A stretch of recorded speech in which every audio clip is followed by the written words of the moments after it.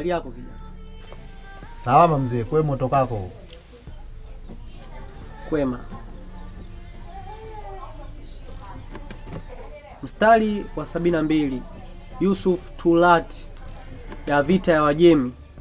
Baba yangu aliwahi nionya na kuniambia, vijana wastaarabu kama nyie mnatakiwa msaidiwe na kugewa elimu. Kijana, kwa nini umekaa hapa umepumzika? Nimetulia bwana, nipo nyumbani kwangu. Simuona hali ya hewa hii. Kwa nini uvae nguo ya matobo matobo kama alivyotobolewa Simba na Yanga? Kitu gani? Mzee bwana, mambo ya vijana. Yaani mimi simaanishi kijana anavaa msuruali, tofashini zetu hizi bwana. Mstari wa Wajemi, vita ya Pakistani. Kule Hatifazil, vita ya Wajemi ya 3. Shetani aliwahi kunijaribu nigeuze jiwe kuwa mkate. Kwa amri yangu, ikiwa mimi nikigeuza kuwa silaha ya vita ya 3 ya Wajemi. Kijana, unamjua Yesu? Yesu hapana, simfahamu. Ila nasikia tu alienda huko na sadikika atarudi, mpaka leo hajarudi.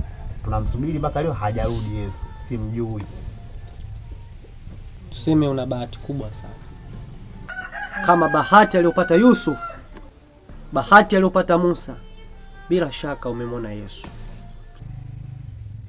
Wewe ndio Yesu? Na ashindwe. Yesu gani? Mbona mweusi jamani? Yesu alikuwa mweupe. Weusi na weupe zote ni rangi. Ila weusi unaweza kuwa weupe, ila weupe hauwezi kuwa weusi. Mchawi Carolite. Ona alama ya mikono yangu, makovu yangu, wala sio makovu ya mwizi kupigwa vipanga, wala makovu ya jembe. Mimi ndiye Yesu. Ashindwe. Siwezi jua. Na kwanza nafurahi sana kukutana na wewe Yesu. Hakuna. Na matatizo mengi sana. Najua utanisaidia.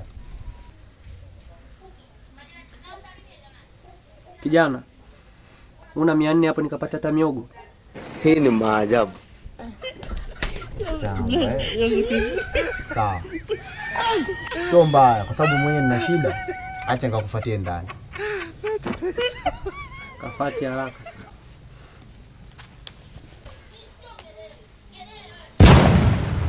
Sema kimeumana. Kimeumana.